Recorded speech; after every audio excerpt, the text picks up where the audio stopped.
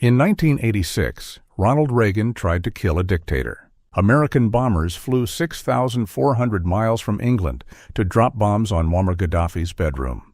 They missed Gaddafi. They hit his house. They killed his 15-year-old adopted daughter. This is the story of Operation El Dorado Canyon, America's attempt to assassinate a foreign leader and the revenge that followed. Subscribe because this story connects to one of the deadliest terror attacks in history. April 1986. America was at war with terrorism. Throughout the early 1980s, terrorist attacks against Americans had escalated. The Beirut barracks bombing, the TWA 847 hijacking, the Achille Lauro. Attack after attack, and America seemed powerless to respond. Behind many of these attacks was one man, Muammar Gaddafi. Gaddafi had ruled Libya since 1969, when he overthrew the king in a military coup. He was eccentric, unpredictable, and violently anti-Western. He called himself the brother leader and the guide of the revolution. He wrote a political philosophy called the Green Book. He traveled with an entourage of female bodyguards. But beneath the theatrics was a dangerous man. Gaddafi used Libya's oil wealth to fund terrorist organizations worldwide. The IRA Palestinian groups, revolutionary movements across Africa, anyone who would strike at the West. He called it supporting liberation movements. America called it state-sponsored terrorism. By 1986, Reagan had had enough. The trigger came on April 5, 1986. A bomb exploded at La Belle Discotheque in West Berlin, a nightclub popular with American soldiers. 3 people were killed, including 2 U.S. servicemen. Over 200 were wounded, including 79 Americans. Within hours, American intelligence intercepted communications between Tripoli and the Libyan embassy in East Berlin.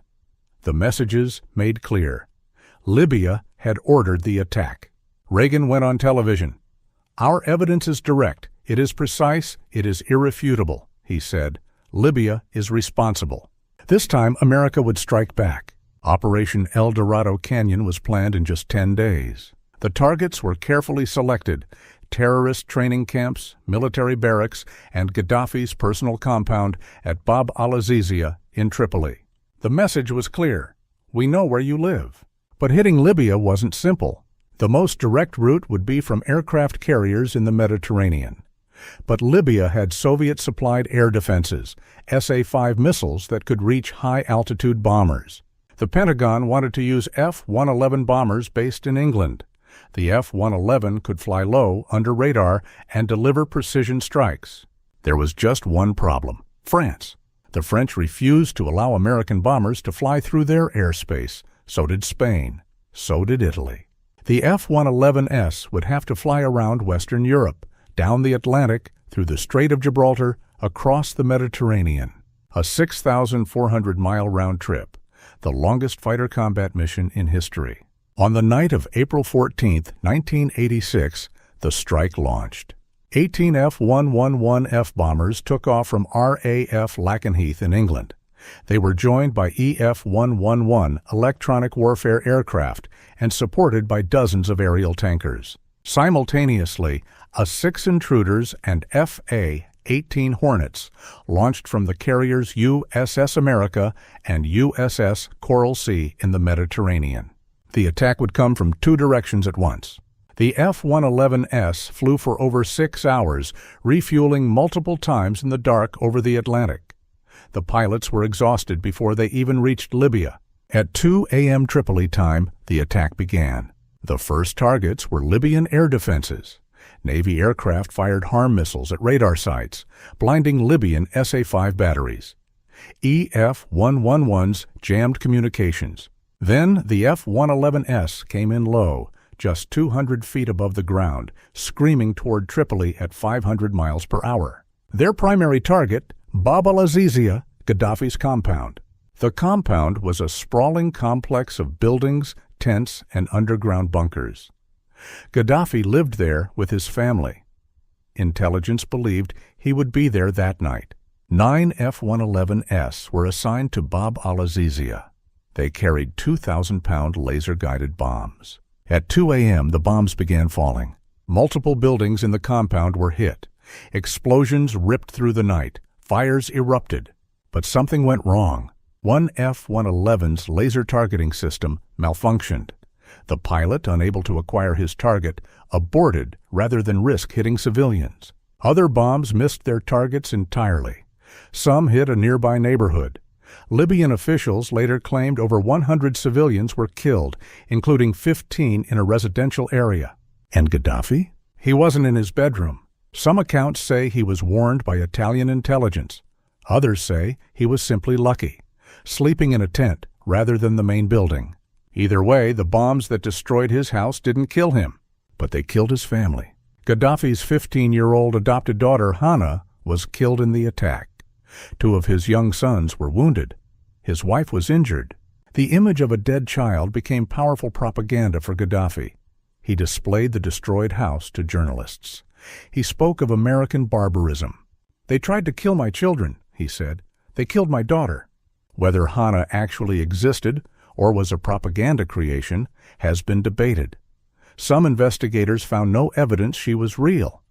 Others insist she died that night. The truth remains unclear, but the story of the dead girl resonated worldwide.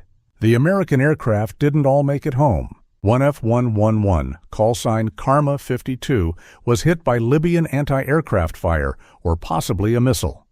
The aircraft crashed into the Mediterranean. Captain Fernando Ribas Dominici and Captain Paul Lorentz were killed. They were the only American casualties of the raid. Their bodies were recovered by Libyan forces and returned to the United States months later. 2 men lost to strike 1 man who wasn't even there. The immediate aftermath was mixed. Reagan declared the mission a success. "We have done what we had to do," he said. "If necessary, we shall do it again." American public opinion largely supported the strikes. After years of terrorist attacks, finally, America was hitting back. But internationally, the reaction was different. European allies were divided. Britain had allowed the F-111S to launch from its soil, but faced domestic backlash. France was criticized for forcing the bombers to take the long route, though France argued it was protecting its interests in the Arab world. The Soviet Union condemned the attack as state terrorism. Arab nations protested. The UN General Assembly passed a resolution condemning the United States. And Gaddafi? He was still alive, still in power, and now he wanted revenge. The revenge came 2 years later. On December 21, 1988, Pan Am Flight 103 exploded over Lockerbie, Scotland. A bomb hidden in a radio cassette player detonated in the cargo hold.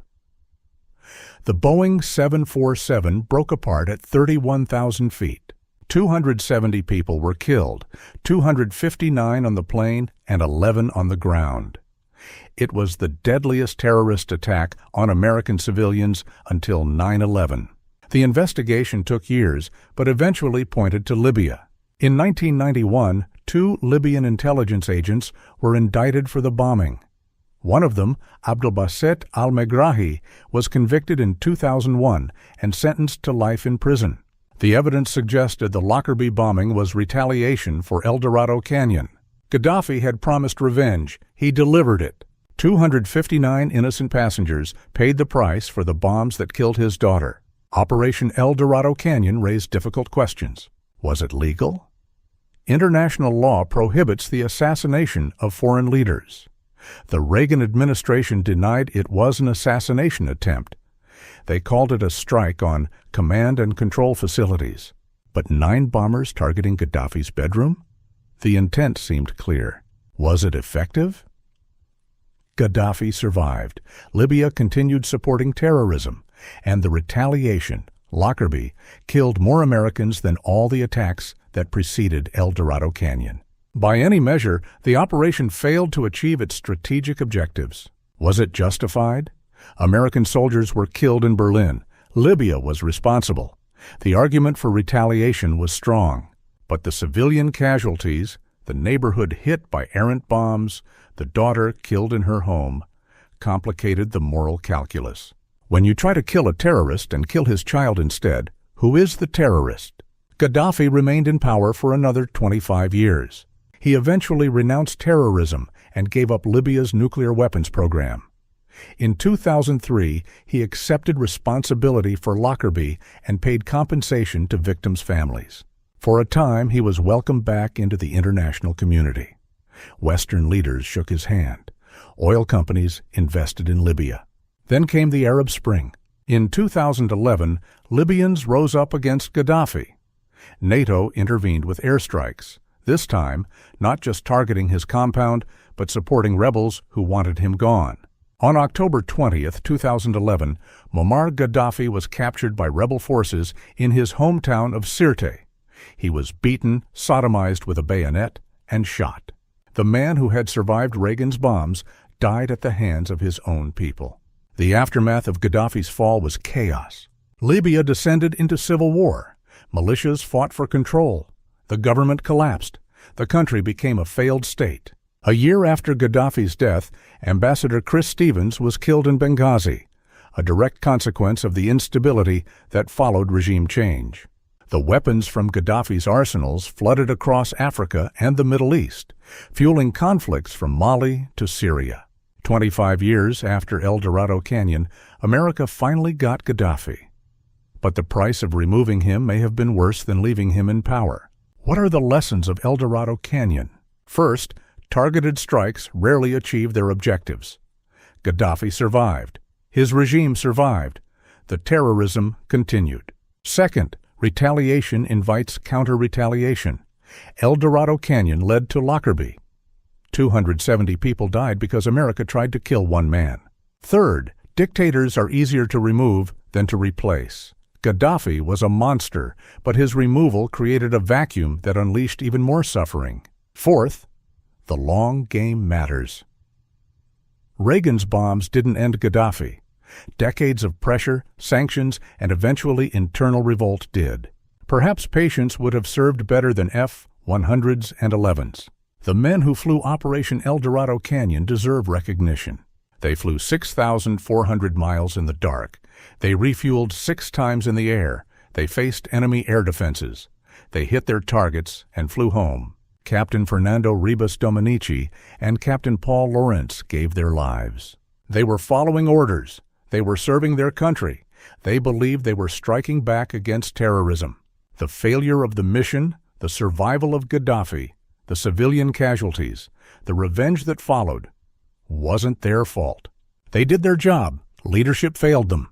April 15, 1986. American bombs fell on Tripoli. A dictator's daughter died. A dictator survived. 2 years later, 270 people fell from the sky over Scotland. This is the story of Operation El Dorado Canyon, a story of retaliation, a story of revenge, a story of unintended consequences. Reagan wanted to send a message. America will strike back. Gaddafi sent his own message. So will I. And 270 innocent people paid the price. Subscribe for more military history that matters. Share this video so El Dorado Canyon isn't forgotten. Comment, was the raid worth it? This video is for the victims of terrorism in Berlin, in Tripoli, and over Lockerbie. They deserved better than to be caught in the crossfire. They all did.